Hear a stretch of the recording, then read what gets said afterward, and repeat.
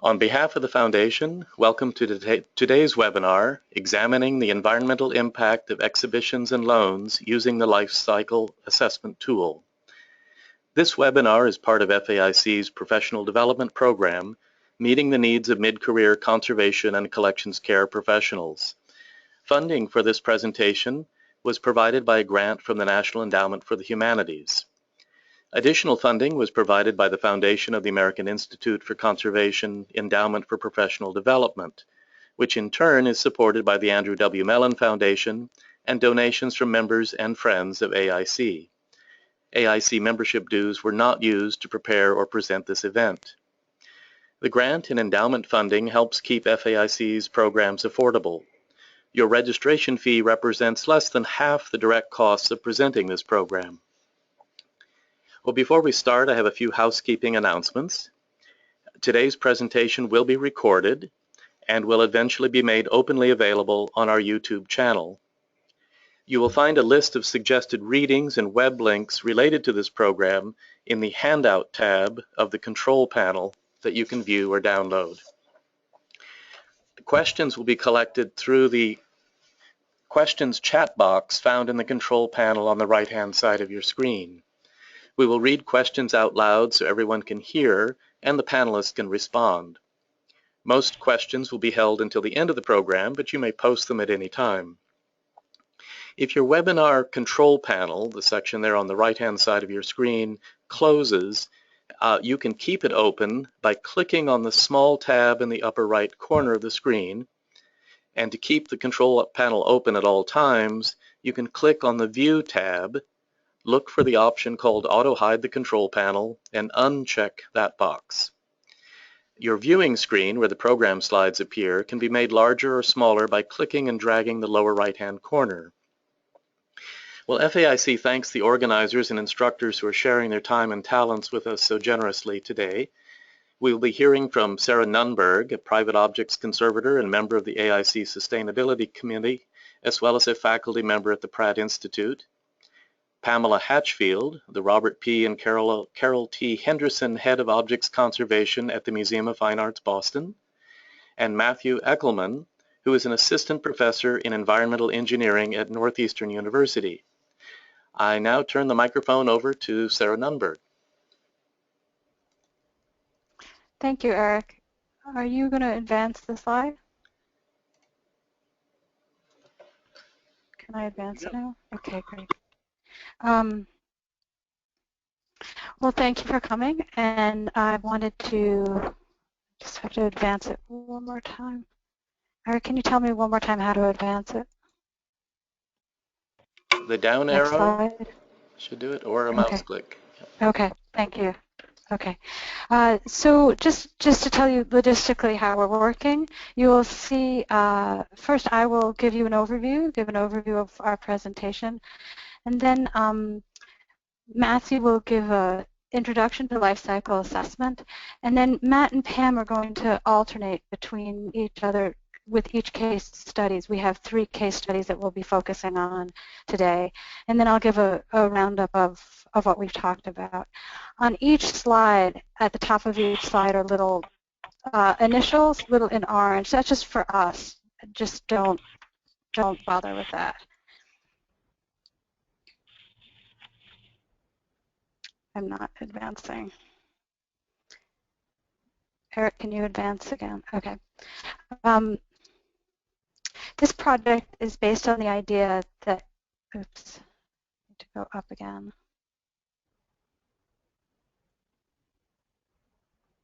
Okay, back one. Thank you. You're controlling it. There is a delay, so you need to give a little time for the slide to advance.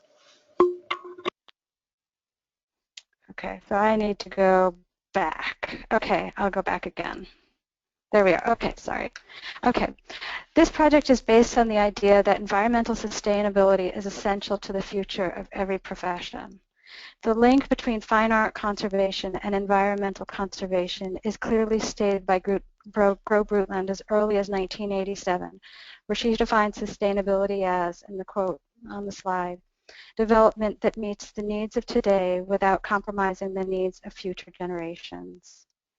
This definition is equally applicable to conservation of cultural heritage as we strive to preserve historic and artistic works for the benefit of future generations.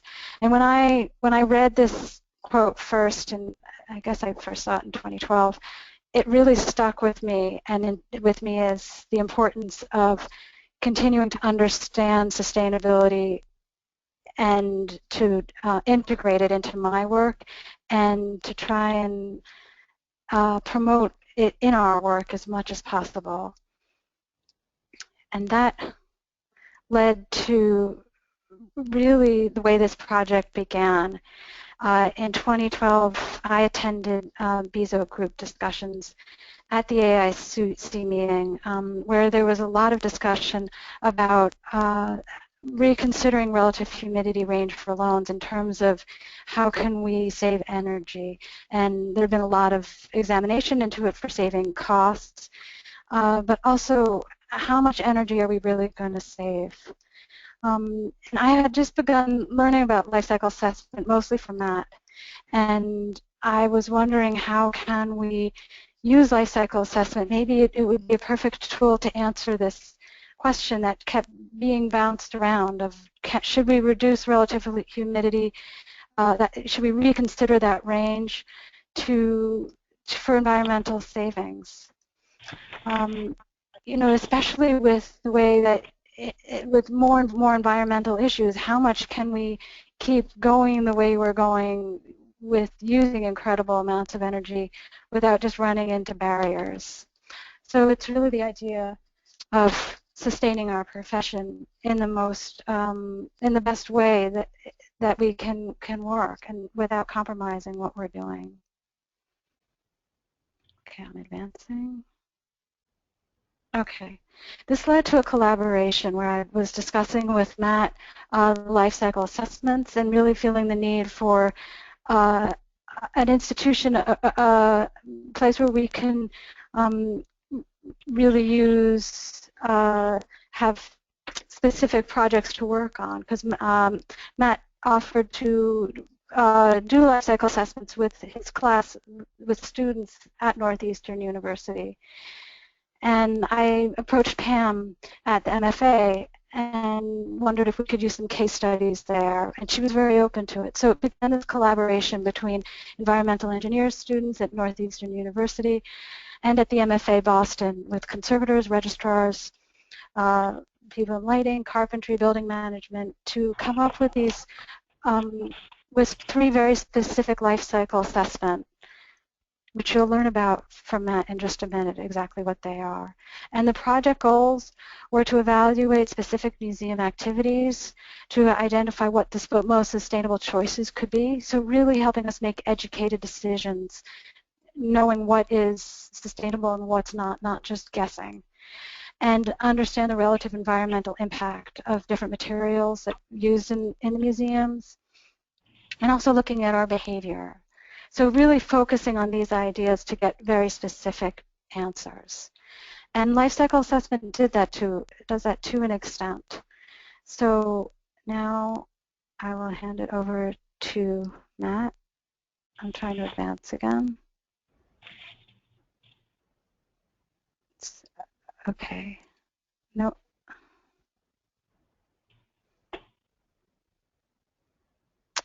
I'm not getting it to advance, Eric. Oh, there it is. Oh, actually, sorry, one more slide. Specifically, what we looked at were energies and materials use, looking at heating, cooling, and lighting, and loans. Specifically, what we looked at was relative humidity control, transporting art, courier travel. Okay, my slide just went blank. Oh, now it's back. Packing art for travel, art treatment, and exhibition, construction for exhibition. And so all these issues were examined in 3, trying to advance again, in 3, it's not advancing. Okay, with 3 life cycle assessments. One for lighting, looking at lighting issues in a specific gallery, which Pam will talk about. Loans, how loans, materials aspect and energy use, and environmental controls, mostly energy use.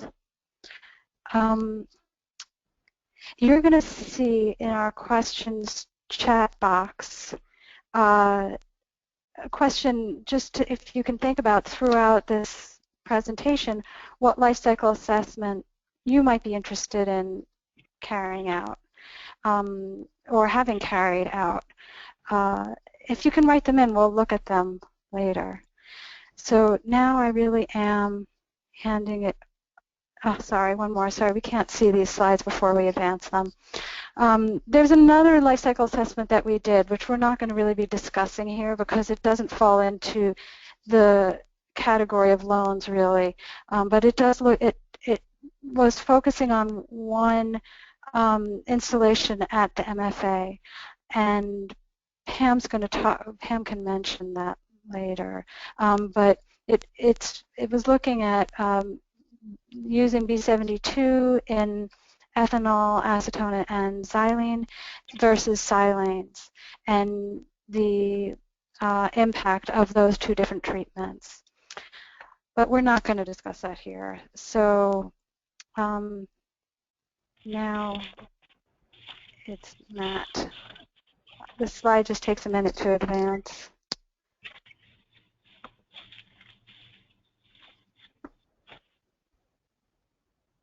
Very good. Advances.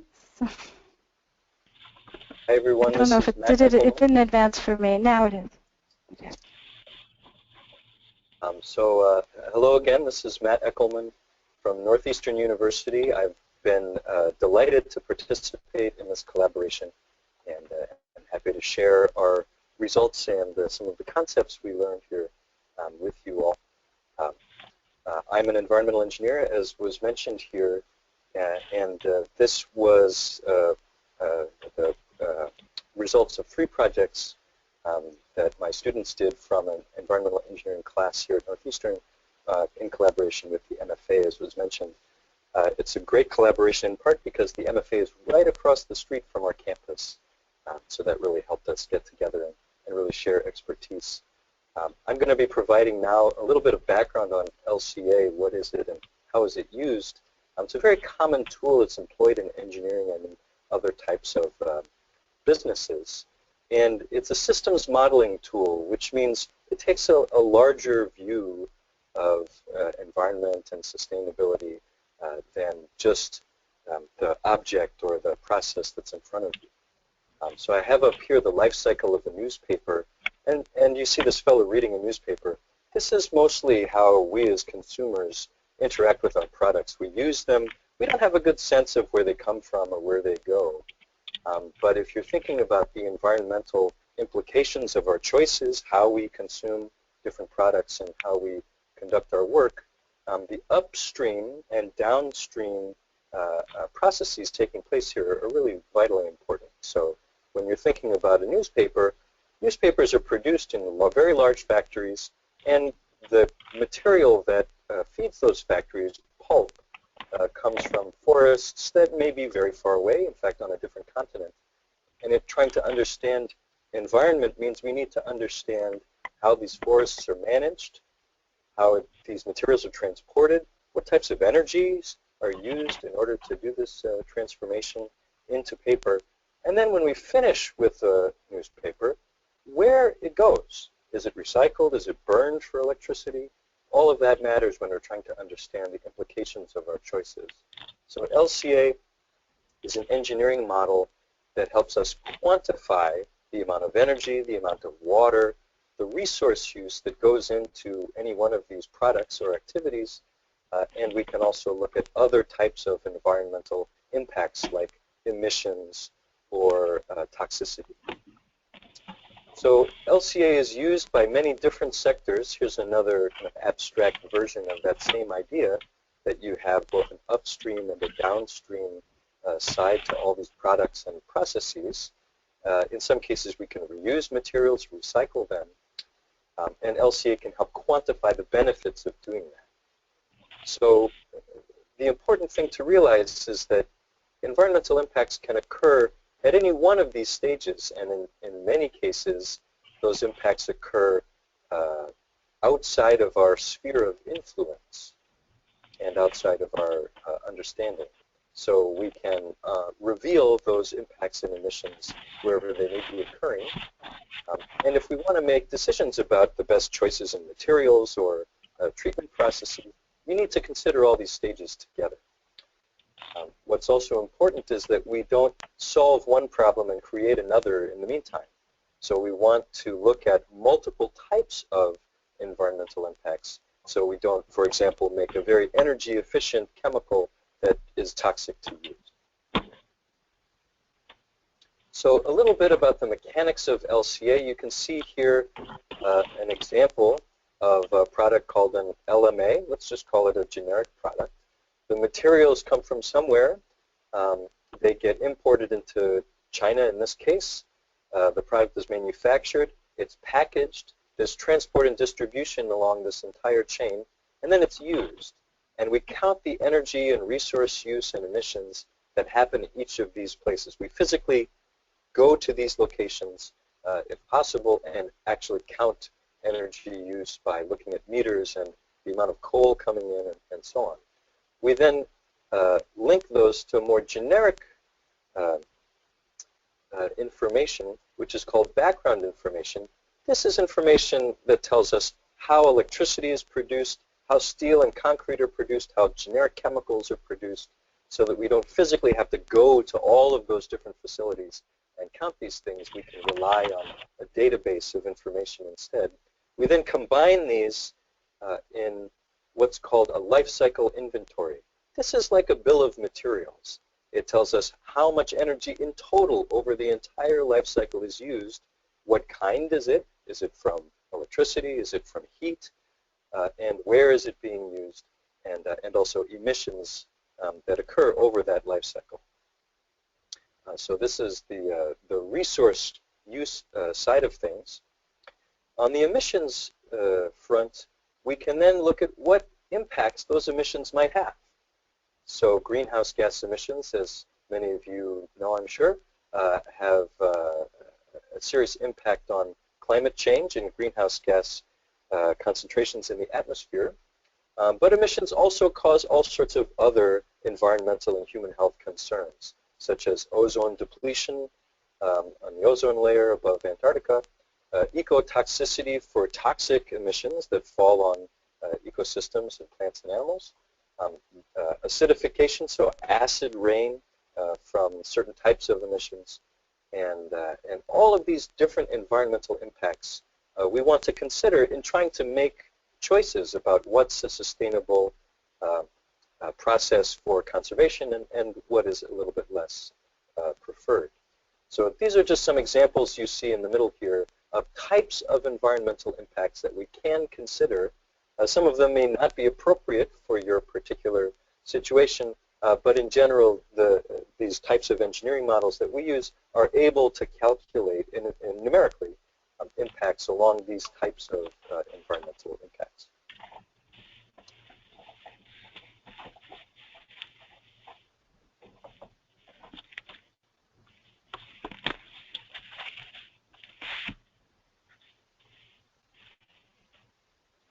Okay, so I want to spend just a little time to make sure there's a differentiation here between life cycle assessment, which only looks at environmental issues and issues of human health, and what's called life cycle costing. We all know that many decisions are made on the basis of cost, and costing can also be done according to life cycle principles, but that's not something we will talk about here. This set of projects only focused on the environmental side, and the information that comes out of these analyses are meant to be coupled to cost information to then help decision makers choose among methods that are both environmentally preferable and economically plausible.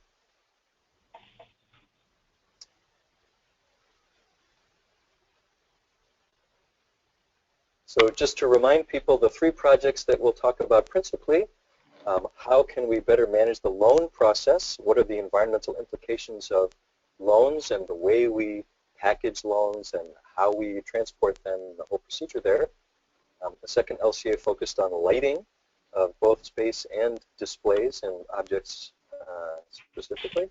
And the third LCA looked at changing the set points for temperature and relative humidity, and what would the principally energy benefits be of allowing more flexible ranges there.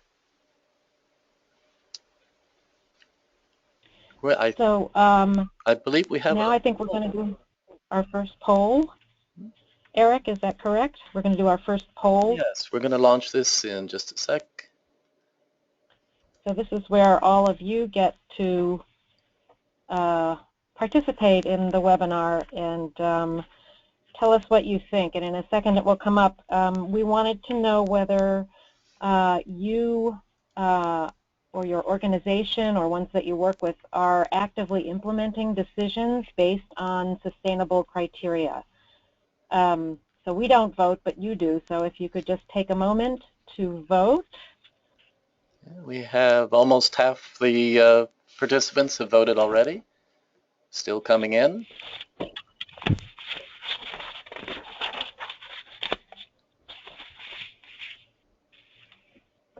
We're up to about 3/4, 90%, 90. Wow, that was fast. Going. I guess the rest are falling asleep. We'll close the poll. Oh, all but one, it looks like. I'm going to close the poll and share those results. So that's, I mean, actually quite impressive that 10% of you always actively implement decisions based on sustainable criteria. I'm very impressed. I don't know about you, Matt or Sarah, but this, I think that's pretty amazing. Yes. Okay, so can I now advance, Eric? I'll give it a try. Yep, all yours. Okay. Let's see. Let me try my. Oops. Let me try my mouse. That did it. Okay, there we go. As Matt and Sarah mentioned, one of the life cycle assessments that we did, which we thought was really useful and very interesting, was a very practical one. Throughout the entire museum, we have about 25,000 lights, and that's gallery and other spaces as well. And I just put up a couple of pictures here of one of our new, not so new anymore, 2010 New American Wing Galleries spaces, and then on the right here is the space in question, which is the Lane Gallery. Lighting maintenance and energy in the building comprise about 35% of the total utilities costs for the building, and we wanted to determine whether it would be more sustainable to keep halogen lamps in this space, which had originally been designed for, or replace them with LEDs. In this particular instance, we use this as an example, but we were interested in applying this to a larger segment of our footprint. And in 2005, when we broke ground on this building, the the LED lighting choices were not acceptable. There was a lot of unacceptable standards, or the color rendering available at the time was really not acceptable to our designers. So we initially went with halogen and halogen-based fixtures. The housings, which were from Lightalier and Light Lab, were intended for halogen bulbs and not for LEDs. So in 2011, we decided to try using LEDs in those fixtures. We actually found that they died pretty quickly. After only about 6 months, they began to dim, and that's about 1,000 hours of use. That was a prototype bulb made by Sora, S-O-R-A-A, which our designer really loved the color rendering of. We're now on to our third generation of these bulbs, and they are better, but nothing like the 25,000 hours of use we're supposed to get from them. So we wanted to know whether it made sense to stick with these very expensive LED bulbs. They cost about $35 a piece, or whether we should go back to the halogens. Apparently there is a lot of heat buildup in these fixtures because of the way they are constructed, and so that kills the bulbs much more quickly. Let me see if I can get to the next slide. So the goal of the study, for some reason I don't seem to have my, do I have to click again? There we are, bulbs. So we wanted to compare and analyze the environmental aspects of the halogen versus the LED. And the students examined two possibilities. One was to replace these MR16 halogen lamps, which you see on the left, or with the LEDs on the right, or whether we should keep the halogens and abandon the LEDs. So Matt will discuss the results of this in some detail, but these latest generation last for about 6,000 hours, which is still, as I say, far less than the 25,000 they were supposed to last. But even though, this is a spoiler alert here, even though these bulbs continued to fail much more rapidly than they would have in the correct housings, our lighting engineers prefer them greatly because even at $35 a lamp, they save a tremendous amount of time in terms of labor and the disruption and difficulty of having to get up to these spaces with a big lift. And also they generally all tend to go more or less at the same time, so you can replace them all rather than replacing one here and one there. So even with the minimized success rate, our engineers, our lighting engineers felt that this was, just based on the labor alone, a great success. Okay, so now Matt's going to take over and talk about the results. Yeah, perhaps we should find out how many people are using LEDs at the moment. We could do. Oh, right. Yeah. Let's do that. So the question is, do you use LED lightings in your exhibits? Wow, already up at 65%.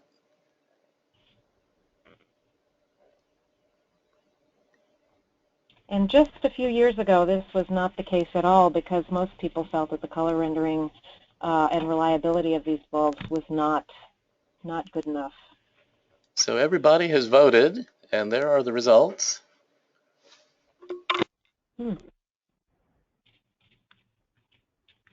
I'm actually surprised that it's not higher, that the usually is not higher. That's interesting.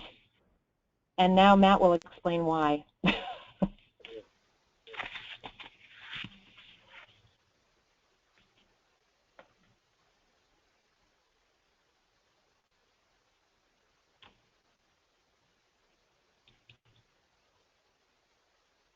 All right. So the first task that we had in understanding the lighting options was really to nail down how long these different bulbs were lasting and try to consider, again, the upstream implications of making them, right? If you have to replace a bulb, it takes a lot of energy just to make that bulb, get it to the museum, and we wanted to count all of those steps in terms of energy use. But it also matters the power rating of each bulb and its efficiency of conversion of electricity into useful light. So you can see these two bulbs side by side now. The halogen is 42 watts, the LED is 7 watts, and this is for equivalent efficacy or lumens per square meter. So this says that the LED lamp is 6 times as efficient as the halogen. And the longer those lamps are plugged into the socket and the longer they're in use, the more this number really matters. This so-called use phase of the lamp really dominates the longer it's used. You see this 2,000 hours life for the halogen. One of these LED lamps, the rated lifetime is 24,000 hours, and lamps you can buy now even have a rating of 100,000 hours, which is longer than most of us would ever stay and use the same building. However, as Pam mentioned, the lamps that were being tested at the time only had a 1,000 hour useful life. So this is what we were trying to balance in the project: the additional energy cost of manufacturing these replacement bulbs versus the energy savings in the use phase, because the LEDs had a lower wattage.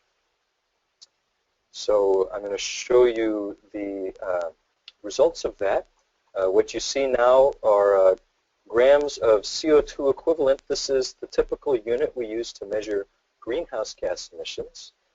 So we're using greenhouse gas emissions as a kind of proxy for energy use, as electricity generation is the main contributor of greenhouse gas emissions here.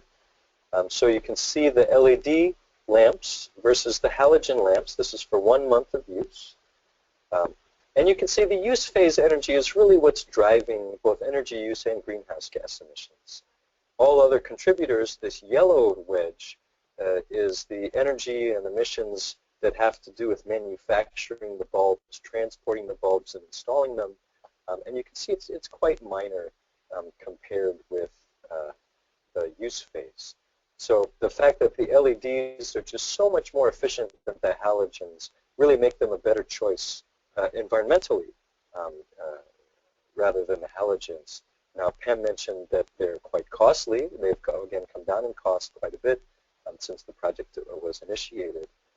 But these types of environmental results should always be used in concert with cost considerations. And again, as Pam mentioned, the cost considerations of installation are also quite significant. So we found LEDs preferable both on a cost requirement and environmental.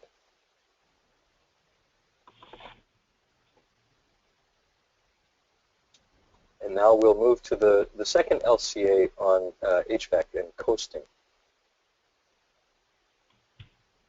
Okay. So, so this was our trial of altering environmental controls to see what the effects might be.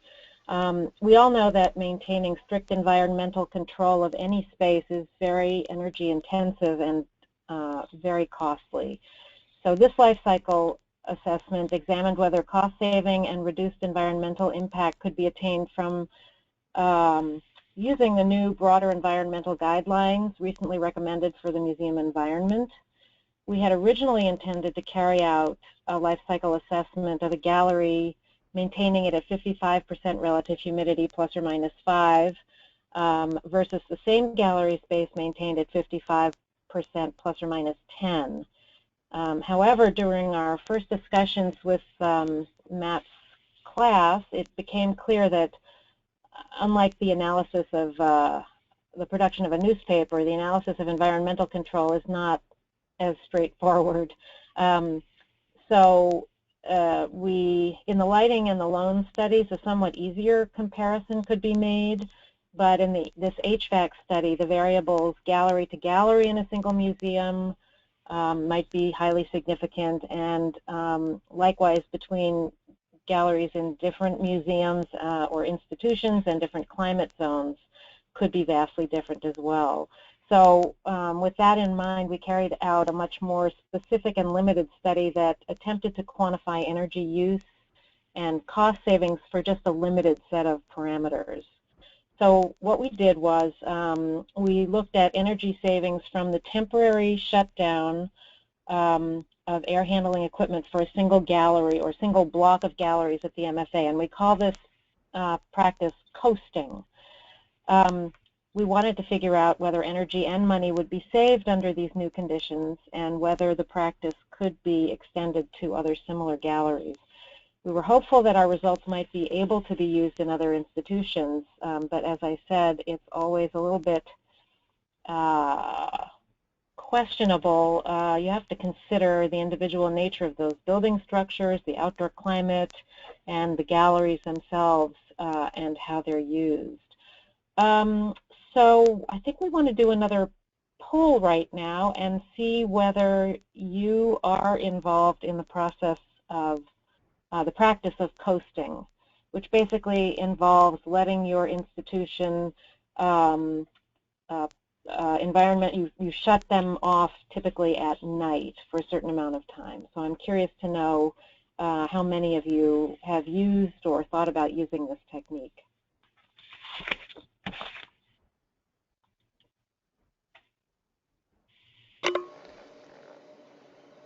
We have more than half voted already.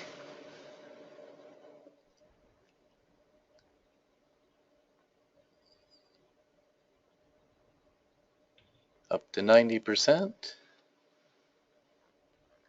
And, oh, everybody voted. So here are the results.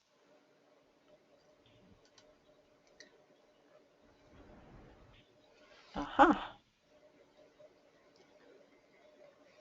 Okay, so most people are familiar to some extent or another with this technique. Well, thank you, everybody. What we did was, just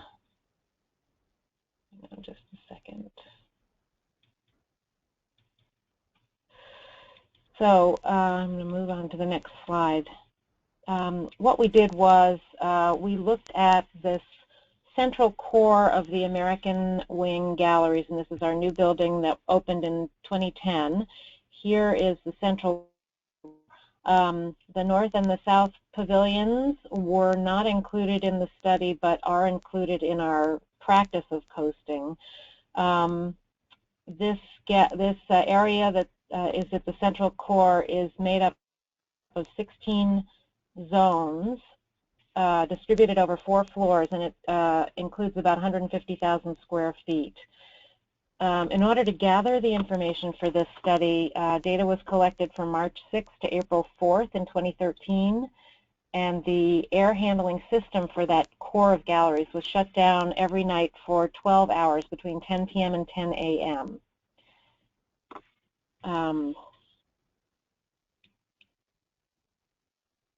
So here are our air handlers, and they consist of a metal sheet enclosure, return and supply fans, an air filter, humidifier, and some control devices. During shutdown, exactly 50% of the supply and return fans in the air handling systems were shut off. And for this period, if the relative humidity dropped in any one gallery below 41%, or the temperature reached 77 degrees Fahrenheit or higher, the fans were programmed to come back online. So this period of the year, March 6th to April 4th, is kind of temperate in Boston, although not as temperate as it might be elsewhere. So we had the climate working somewhat to our advantage. And this particular air handling system was selected because it was the biggest one in the building, and we felt that it would produce the best tangible result for a short-term test. So the supply fan consists of 4,100 horsepower fans, and the return fans are a 2-fan wall section, each of which is about 100 horsepower. And here are the fans. At the time of this study, we had to reactivate the air handlers on an average 2.6 hours per night during the study, if at all. But at the time of the study, and this has changed a little bit, the MFA saved about $3,000 a month just by using these setbacks. So if even one of those 16 spaces hit either the upper or lower limit, the entire system would come back on. And it's important to note that we're not kind of dragging the system back from the brink of disaster over and over again. It is allowed to stay on 30 minutes after the targets are reached. And as I said, this might happen once a night or 2 times a night, if at all. If we know there's going to be a deep freeze or a heat wave, we don't use the setback procedure, though. So we have extended this to many areas of the museum. But again, if we see a problem coming, the system stays on, and the engineers get email alarms for every single zone that goes out of range. Okay, now this is to Matt to discuss in more detail the results. Thank you, Pam.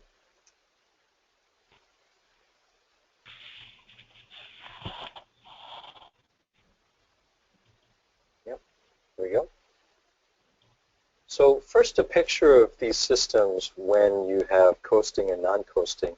If you'll notice over here, my mouse is going over the level of current flowing through the system. This is for two pieces of equipment here.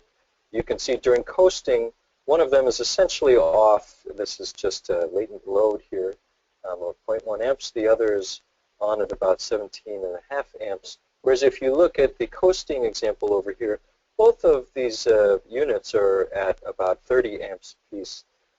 So you can see, as Pam mentioned, even for the units, half of them that were still on, they were operating at a reduced load. So here are the results for the experiment for that 1 month in spring. And what you see here on this upper left graph on the y-axis is the direct usage of electricity, how many kilowatt hours were used that month. In the coasting example, we had about 25,000 kilowatt hours used, and we compared that with some previous information that told us if we had left the units all on in the non-coasting position, we would have used about 42,000 kilowatt hours. So this is a direct savings of 40% in electricity, and as Pam mentioned, several $1,000s in cost. In environmental terms, there are additional benefits here, and these benefits really depend on how the electricity that powers this building is being generated. So what you see on the upper right-hand graph over here is the mix of electricity generation that we have in the New England region, the so-called independent system operator, the people that dispatch power plants in New England. And you can see this largest wedge here is for natural gas, which is a relatively clean-burning fuel. You have about 20% nuclear, and only 10% or so of our electricity is generated from coal, being the generation source with the most emissions, both of greenhouse gases and of other types of toxic emissions. In the northwest of the United States, much of their electric power comes from hydro, and so saving energy there doesn't have the same benefits in reducing emissions as it does in a place like New England or another part of the country where there are more emissions associated with electricity generation. For the Northeast, this savings that you saw on a monthly basis on the left here contributed to a decline of 10 tons of carbon dioxide equivalents, almost 40 million liters of water use, mostly for cooling in power plants, and prevented the release of 25 kilograms of pollutants that have some kind of toxicity associated with them. So we can use LCA to count not just the direct electricity savings here, but also some of these indirect environmental benefits that actually may be larger in importance than the direct savings of electricity. So just to put this in context in terms of building energy use, the emissions that are associated with electricity in building use especially, again, depend on location. And again, in areas with low carbon electricity, the benefits of saving that electricity are reduced because you have fewer emissions to prevent. So in the United States, buildings account for about 40% of all direct energy use. That's both electricity and heating. And so having energy efficient appliances, HVAC systems, and thermally efficient buildings can both help to reduce this number. If we can improve our buildings just using current energy efficiency technology, nothing that's on the horizon, techniques that are available now, we can reduce overall energy usage by 20 exajoules. This is an interesting unit of energy. 1 exajoule is approximately how much energy the city of New York uses in 1 year. So it's a very large amount of energy. And saving this would be about 20% of the national total. So there are a lot of energy efficiency gains that can be made right now using current technology. And really what prevents that is the available capital and the expertise to put these in. So if you look at how sustainability programs really get started in many sectors, not just in museums, but all sorts of businesses, energy savings is one of the first things that happen because it has both a clear economic benefit and an environmental benefit. And energy is something that we usually keep track of, and it's easy to measure through our utility bills. And as they say, you can't manage what you don't measure. So energy is one of those things that's more easily measured than emissions, for example. And if any of you are familiar with the Greener Museums program or some of the case studies that have come out of that, many of the case studies talk about cost savings and energy savings through adjusting HVAC controls. So again, just to put this in context, LCA is designed to count both the direct energy and resource savings, but also these indirect savings that have to do with upstream activities, in this case power generation, and even upstream from that, how we get fuel, where our coal comes from. Most of it in the United States now comes from Wyoming, or where our oil comes from. Again, U.S. now produces most of its oil domestically and imports the majority of what is imported from especially Canada.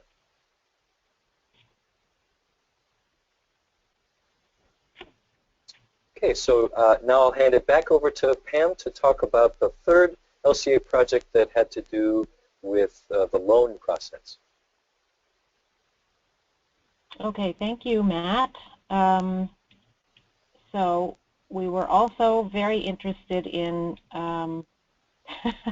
in trying to evaluate the very complicated processes, procedures, and travel involved in putting together exhibitions and loans.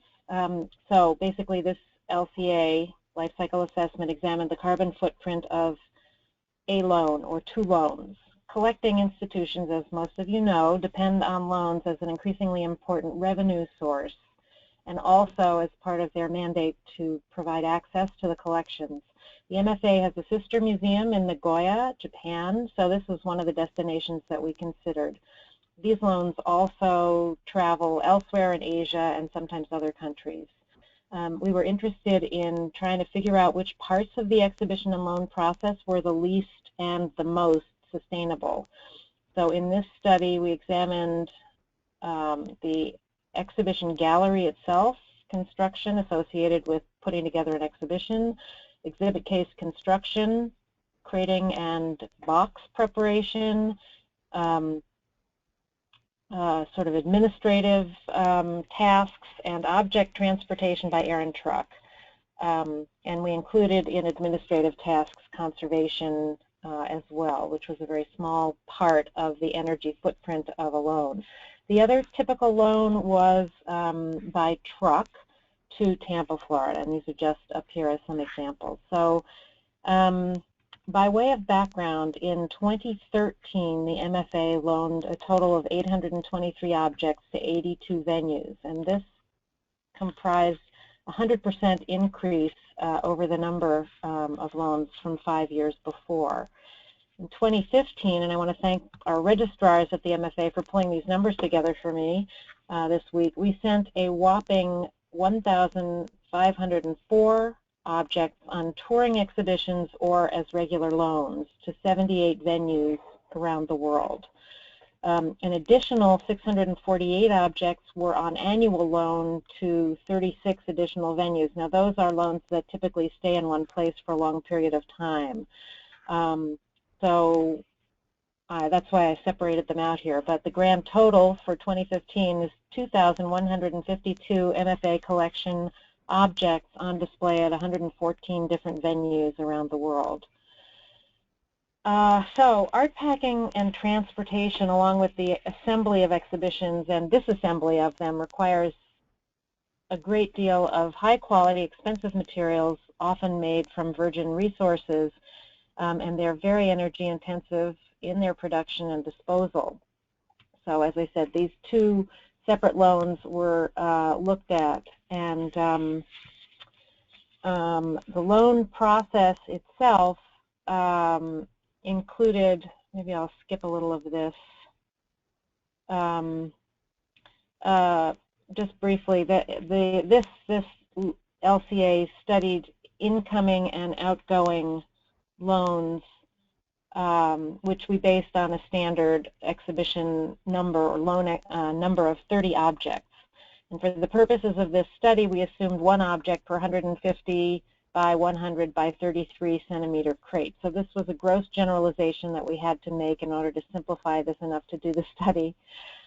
We wanted to understand which parts of the loan and exhibition process contributed the greatest carbon footprint, which crate materials and construction materials had the greatest impact, and to try and understand whether crate reuse would benefit the energy profile, and what were the implications of travel, truck versus air. We looked at foam products, packing materials, closed and open cell foams, cardboard, hot glue, foam core plywood, etc. And I think now I'm turning this over to Matt again for more specifics on the results of this loan process. All right, so what you're seeing here on this slide are the results of the incoming loan. So these are the different steps once the objects arrive at your door, essentially. So on the y-axis, again, you have kilogram CO2 equivalent, so this is the unit for greenhouse gases, and the different steps that Pam mentioned, both unpacking and then repacking to send out. This doesn't include the travel steps, which we'll cover later in the outgoing loan project. So you can see that the results on greenhouse gas emissions and also energy, if we showed them here, are really dominated by preparing the gallery. So this is building all of the exhibits and vitrines and so on, and then exhibiting these objects in the gallery over the duration of the exhibition. We had some nice synergy among the projects here because the exhibition numbers are really dominated by both HVAC and lighting for the gallery. So those projects came together here.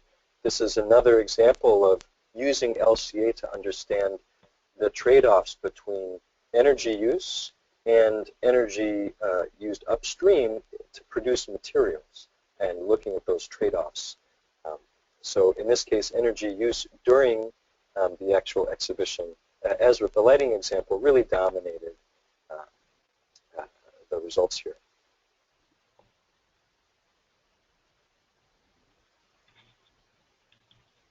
Okay, now we're going to show you results about a standard packing system. So if you look at one of these crates, what is the overall contribution of each material? And this is representative. This isn't actually exactly how you might build a crate, but we wanted to look at all the different materials that might be included for different options. So you see here the contribution of different plastics and foams, transporting the materials to actually get these materials to the museums in the form of, standard plywood sizes and foam bricks. Was very small. Material transport was very small. Likewise, the adhesives, the hot glue, doesn't show up at all. So it's this very small wedge next to materials transport. On the other hand, building plexiglass into the displays was a larger part of the results here, which again are in terms of greenhouse gas emissions. So this gives you a sense of which materials that go into these packing systems are really dominating and which ones you might want to identify to look at lower intensity materials if available. Okay, so again, we have these crates systems that we just evaluated, and the contribution of plexiglass in particular is really being a target for either substitution or reuse, and that we can lower impacts by reusing many of the materials that come with the crates or that are in these displays. So what I'll show you next here is the impact of reusing some of the materials here. So if you use a crate once, right, you have greenhouse gas emissions on the left here, right? If you reuse them, the crate 4 times, the impacts of producing the crate itself are essentially divided by 4. Right, because you don't have to make those materials and assemble them into a crate. However, the reuse of the crate doesn't do anything to prevent emissions from the display, the exhibition, or any kind of transportation that's taking place. And this has to do with when you look at a total loan that goes out from a museum, which is the subject of the next slide. So if you consider an outgoing loan, so preparation, transportation of the both the objects and any couriers, and then registration on the other end, these are the results that you see here. Again, y-axis is the same, kilograms CO2 equivalent. So this shows you that the transportation is really dominating the results here, both the transportation of the crate and the transportation of the courier. In fact, the courier is the larger contribution here because the courier has to make 2 trips, both on the way out to, as the loan is going out, and then as it travels back or wherever its next destination might be, the courier will again fly out. So you have 2 round trips instead of 1 here. Going to Florida by truck, the objects may go by truck, and so you see a very small contribution there in this 3rd wedge, but still the courier may fly. And so the actual mode of transport for the art didn't have that large of a reduction on the overall emissions of the outgoing loan.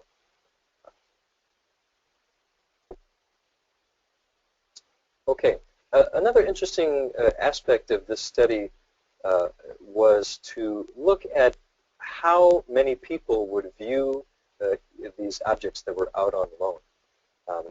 And this really was driven by some of the standards in life cycle assessment that try to use units that are functionally equivalent, that are really related to the function of the art. So we had many discussions about what's the function of a museum loan. And one that we generally agreed on was the number of people who would be able to view an object. And so if we're sending a loan to a place, to a museum that has a very high membership or viewership, that the impacts of sending that object there would be divided by more viewings, essentially, and so be proportionately less. This is a kind of engineering mindset that you want to somehow quantify the value of these loans in a numerical way, and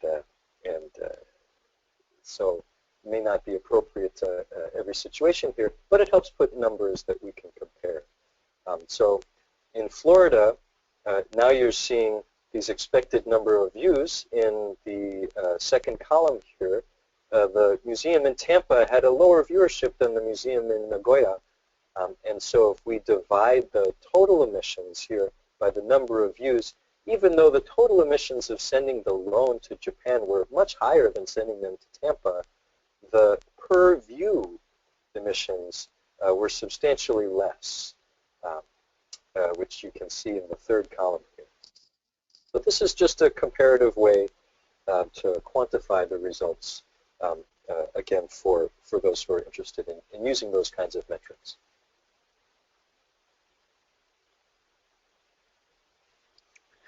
Okay, so those are our results in our studies. 3 years later, it's been really interesting to see how that's gone, and Pam discussed how the lighting studies were used, that they're continuing to coast, and even more so, and using and reusing crates. We've looked at how we can continue to distribute our findings, and you'll find in GAIC next month, I think it's next month, that our article, we wrote all of this up, so you'll find that published. We've also begun to look more at how the courier can be reduced, and what we can do with the courier travel, which was really the most highest part we found of the carbon footprint. And I don't know, a lot of people I hope people found our courier survey and have filled it out through the AIC, and we'll be looking at those results to try and make some suggestions as to more reductions. We have looked a little bit at some of the initial results, and people are sharing couriers, which is a great way to reduce courier travel, mostly for reducing costs within larger institutions and somewhat between institutions as well. Not much hiring outside contractors to represent a bunch of museums. So some of the initial results, a lot of people are taking courier trips, although people are really sharing the travel. So another interesting thing that we found was that not many objects are being hand carried. So really, can we think more about what is the role of the courier, and if we reevaluate that, maybe we can see reasons to reduce that travel. Oops, sorry. So further actions, if we can educate people more about the life cycle assessment results, that might help to reduce our carbon footprints. Also examining other issues, so we are interested in what you think of what there might be more issues to study. And with the courier, really promote sharing within institutions. And one thing we have been thinking about is there some sort of courier network we can set up where couriers are available to receive objects, but not necessarily travel directly with the objects. And maybe those are ways that we can really reduce travel. So that's our presentation. We'd like to thank FAIC for having this webinar to get out some more of our information, especially Eric and Abigail. Northeastern University for doing the life cycle assessments, especially Matt's students. The MFA for allowing us to have a case study there, which were just invaluable for this study. Specifically Matthew Siegel, Craig Dettering, and Scott Sina. So thank you for your attention. And thank you to our presenters. We're now going to open things up for questions, and you can enter those into the question chat box in your sidebar. And Abigail, do you have some to kick us off? Yes, I have one where the question was asked on slide 23 of 47. I'm not sure if you're able to pull that up. But the question was, what about disposal, cost, environmental impact? This is Pam. That's about the bulbs, right? That's correct. My understanding, yes. So, you know, Matt, maybe you can address that, but this life cycle assessment intends to look at all parts of the life of that object from what they say is from cradle to grave. So that would have been included in the study. Yes, and indeed it was too small to really show up in the results here. And I just want to remind people that LCA is most useful when it's done in a comparative fashion. In this case, both halogen and LED lamps will go into essentially the same waste stream. Depends by state how that's classified. Sometimes it's normal municipal waste, sometimes it's universal waste. And then the impacts, what happens to those bulbs, very few of those would actually be recycled for any recovery of the materials inside, although we're, as a society, trying to get better about managing electronic waste. So the short answer is, one, the disposal phase doesn't contribute much to emissions because these are primarily not things that decompose and let off carbon in landfills, and they don't burn, so there's no emissions from incineration. And also, they were very similar in profile between the two lamps. Okay, great. We have another question from, let's see here, from Stephanie asking, I thought one of the selling points for LED lighting is that it does not generate heat. Can you please address how the LED lamps got hot enough to shorten the life of the lamps? This is Pam, and Matt, I hope you'll comment on this more specifically if you can, but in general, my understanding is that the LED lamp generates heat at the back of the fixture, and these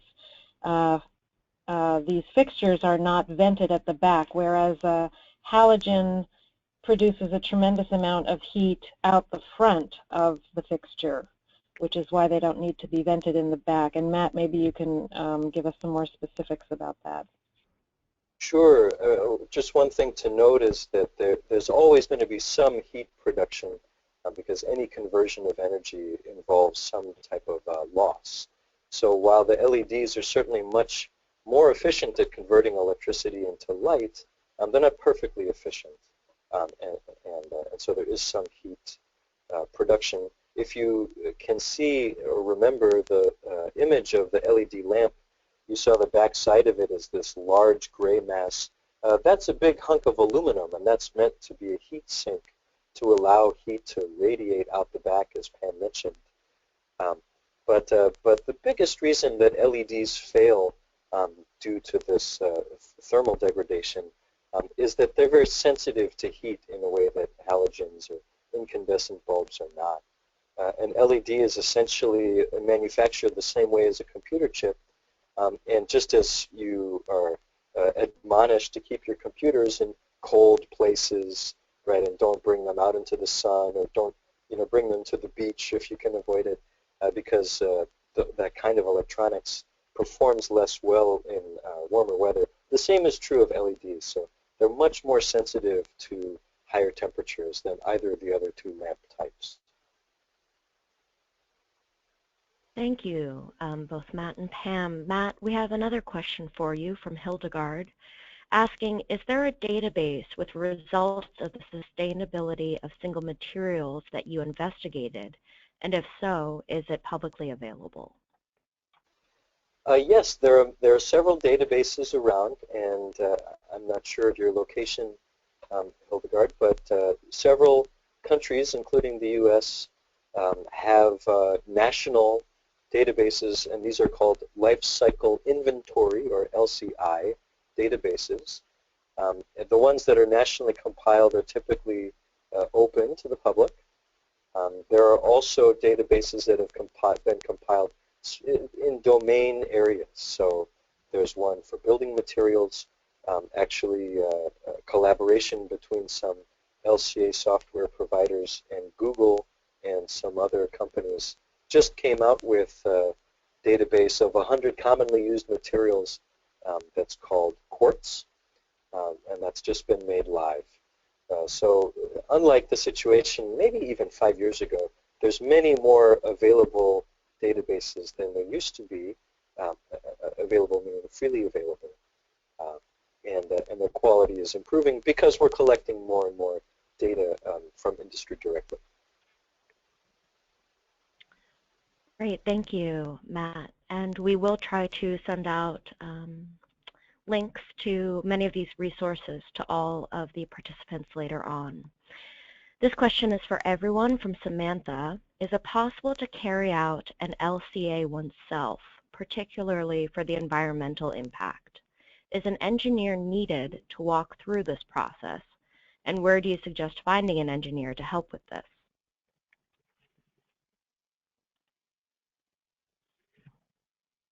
Well, I would say give me a call. That's essentially how it worked with this project, and many educators in this area are always looking for real projects to collaborate on with their students as an educational exercise. So for all of the attendees of the webinar, please feel free to contact me. I think my contact information is up there. Again, many countries have their own national labs that have LCA practitioners in them, and it's their job to field questions from the public. And as for online tools, it is certainly possible to conduct your own LCAs, and it really depends on the domain. You know, if you get into obviously more complex assemblies, especially electronics, it's much more difficult to find the kind of built-in information that you might want. Where it really helps to have some practitioner expertise, doesn't have to be engineering, but basically people who are in the profession of environmental modeling, is interpreting the results and understanding the trade-offs among these different types of resource use or environmental impacts. That's something that's often hard to understand or have an intuition about when you're doing this for the first time. Okay, thank you, Matt. We have another question. This one's from Stephen. Is there analysis on the disposal of drywall versus wood board, e.g. plywood or medite? I'm not sure if I'm saying that correctly. My apologies.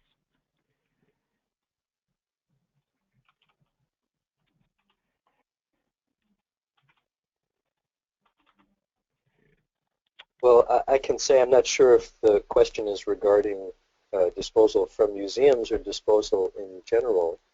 For both Pam and myself, we're located in Massachusetts, and it is now illegal to dispose of wood waste directly into Massachusetts landfills. So we don't have any plywood going in from commercial sources or institutional sources there, but we do have wallboard or other types of wall building materials, non-wood. Okay, great. Thank you again, sure. Matt. Yeah. Okay. This one's for everyone, so feel free to chime in, Sarah and Pam, if you have any thoughts on this one. Where is the low-hanging fruit? Do we start with HVAC, lighting, or couriers? Where do we see the most impact in a typical museum or other collecting institution? This is Pam, and I think, correct me if I'm wrong, both of you guys, but I think that we would start first with lighting. It's probably the simplest and reaps the greatest benefit the quickest. So that would be my take on it. Matt, I'd be interested to know what you think.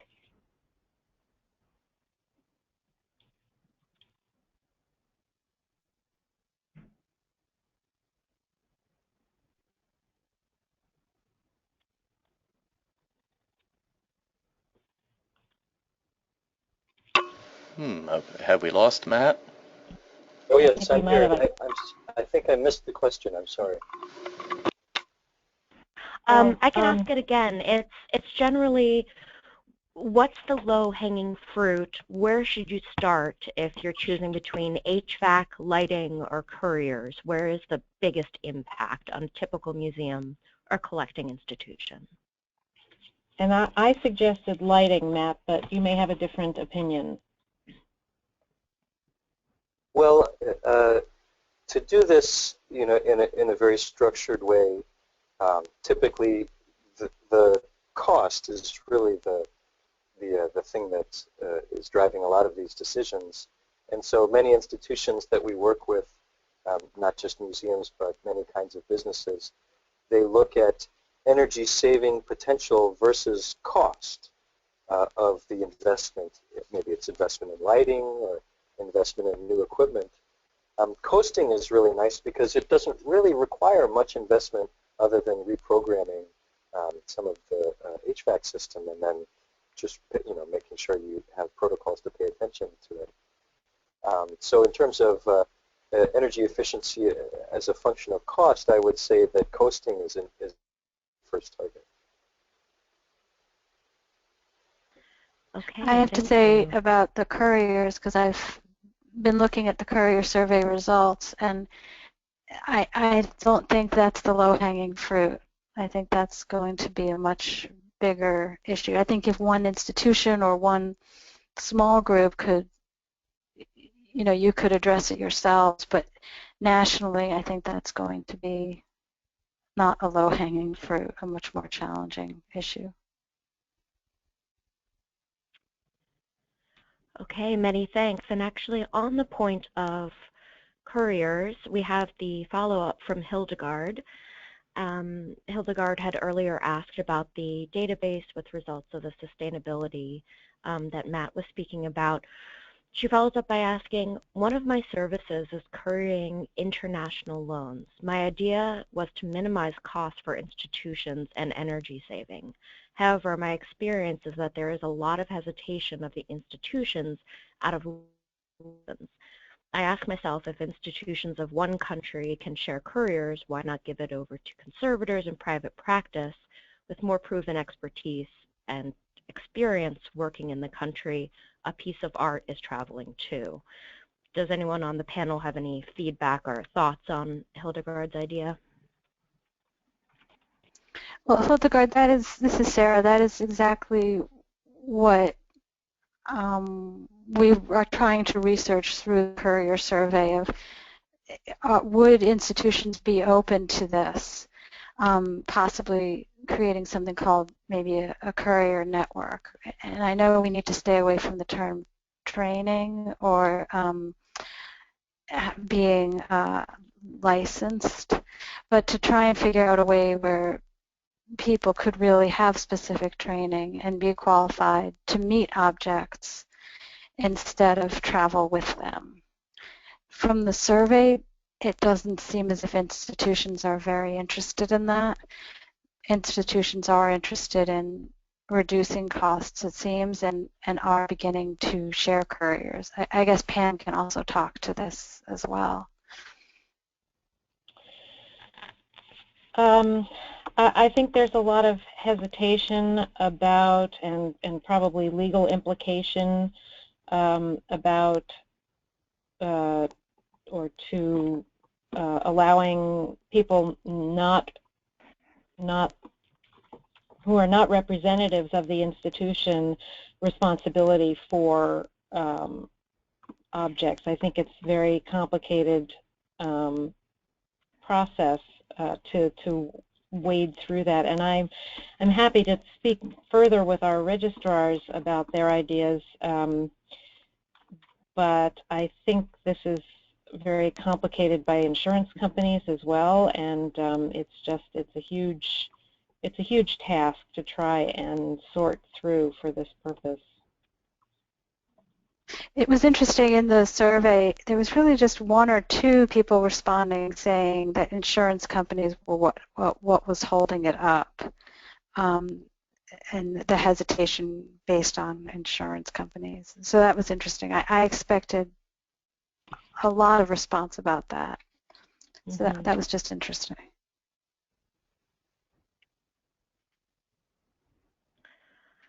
Okay, thank you. I think Eric says that we might have a poll, is that right? Well, I think I'll hold that. I think we have some questions from Linda and Wendy. Maybe we should take care of those first. Oh, fantastic. Yeah. Great, great, great. All right, this one is from Linda. She asks, do you have any recommendations for recycling plexiglass?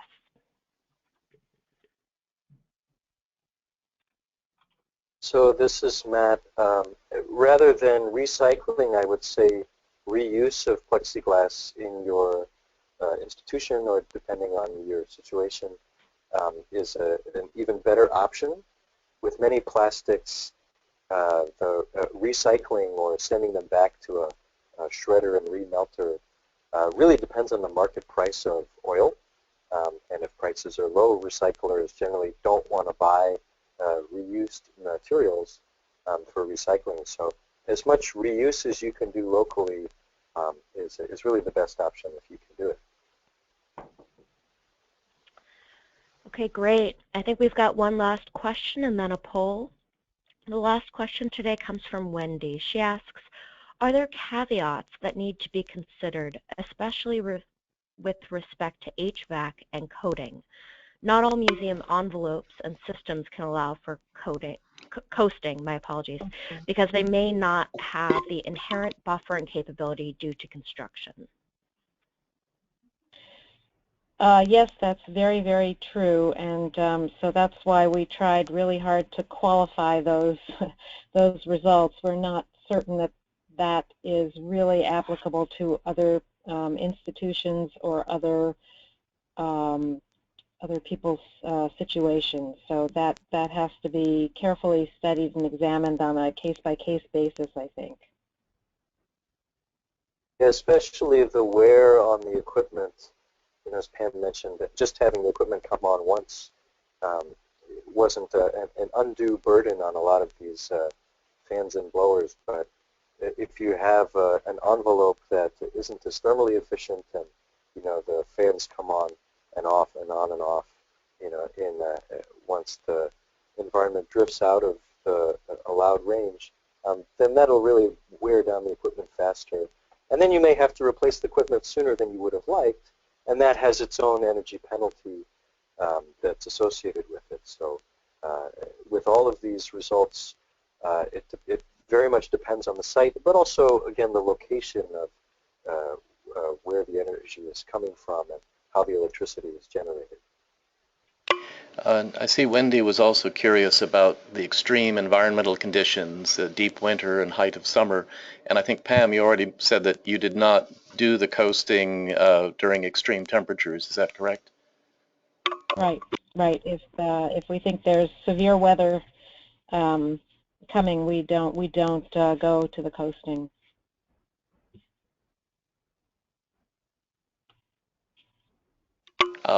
Well, I guess we're kind of wrapping up, but we did have a poll. I wanted to see how well we may have done with our presentation.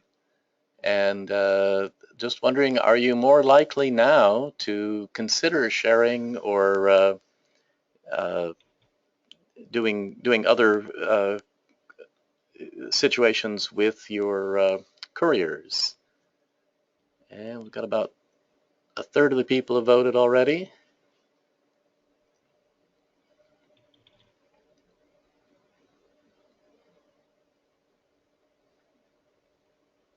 And about 3/4.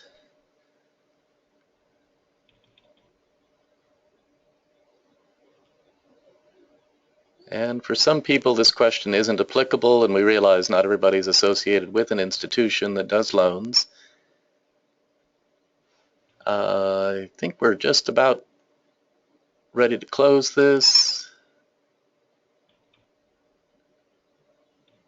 Okay, a couple people haven't voted, but we're going to close anyway here. And whether this is a change of view, we don't know, but it's certainly encouraging that so many people are at least considering changing their courier policies.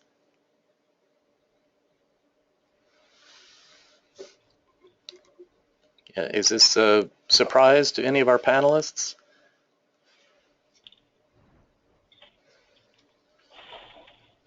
I think the probably line is, the probably and maybe are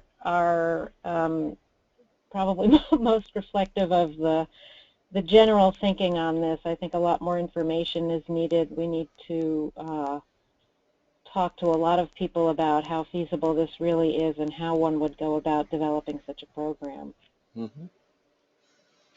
So when we had our survey out for just about 2 weeks, over 100, I think it was 147 people had responded. So we have another couple weeks and we're sending it out to more people. So hopefully that information will help begin this. Great. Well, on behalf of FAIC, I wanted to thank Sarah Nunberg, Pamela Hatchfield, and Matthew Eckelberg for sharing their expertise with us today. And thanks also to the AIC Sustainability Committee for organizing this webinar series, and of course to the National Endowment for the Humanities for their financial support. And we would like to ask you all to do 2 things to help make programs like this possible. First, please, please, please fill out the evaluation form that you're going to be receiving by email shortly. Your feedback really does help us evaluate the workshop and improve our future events. And second, at least consider a donation to FAIC. Your contribution is tax deductible and it helps support programs such as these, along with scholarships for those needing financial assistance to our live workshop programs. And we're going to be sending everybody, participants and registrants, a link to the recording of this program. And we thank you all for being here and hope you have a great day. Thank you all.